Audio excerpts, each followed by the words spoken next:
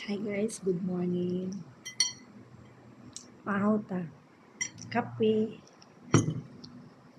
Na ako'y kutsong guys. Kutsong. Maani ni siya guys. Oh. Ibalot og dahon. Kani ang pagkaon sa insect.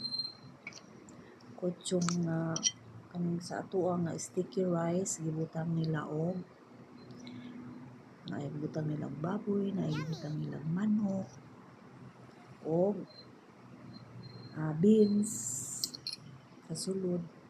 Ano siya? Ang kani siya ay siya'y kuan. Kani mo sa bani o mani. Kani mani ni siya. Pwede kong mapaon ng mani. Kay kuan. Bawal pa sa kuha. Na nasala. So namali na ako nagkuan guys. Kani na o. Alit. Punang pangutana ba. So ang kuano na ako.